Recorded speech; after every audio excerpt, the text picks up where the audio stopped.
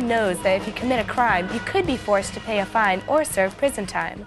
But recently, states like New Hampshire and California have been considering corporal punishment as a new way to crack down on crime. A few weeks ago, I went to New Hampshire to check it out. There goes the neighborhood! This is Phil Cobbin. He's a state representative in New Hampshire. Every day he drives his car to work and parks it in this parking garage about 1 block from the state capitol. And lately he's been getting sick and tired of all the vandalism that he says young people are committing on this garage and other buildings. For heaven's sakes, this is a parking garage for legislators. When the heck did all this crud show up? So now, he wants the New Hampshire state government to get tough on vandalism by passing some new legislation. And if you don't take this type of low-level property crime seriously, then you should expect to have to respond to some things that get a whole lot worse. And this is Representative Cobbin's solution for the increasing vandalism problem, a public, bare-bottom spanking administered by the sheriff with a paddle like this. The Spanking Bill is a piece of legislation that has a couple elements to it. One is reintroducing corporal punishment, but it's also intended to introduce a concept called public shaming, to try and shame the offender for this type of crime, which is a crime against the local community. Here to help us demonstrate what would happen if the Spanking Bill passes is my producer, Lee Carter, and our dummy, Mr. Ben Dover. If Ben were over the age of 12 and convicted of tagging a wall like this, he could face a public, bare-bottom spanking right at the scene of the crime. Look painful and humiliating? That's the whole point. And that's not all. A public notice would also be published in the local newspaper.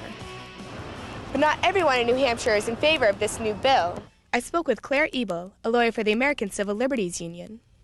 Where do you stand on the Spanking Bill? We're opposed to it. I think spanking is an inappropriate punishment for children in any circumstance, even in the home.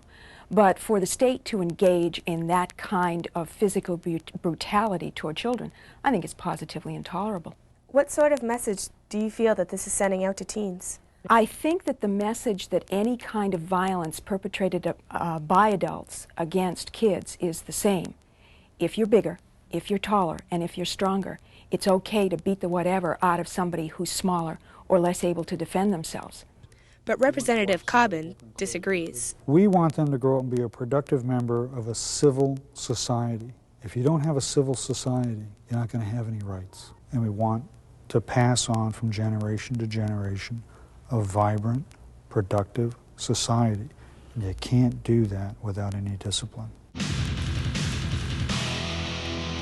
We wanted to know what teenagers in New Hampshire thought of this proposed bill, so we went to Bishop Brady High School, a Channel 1 school in Concord.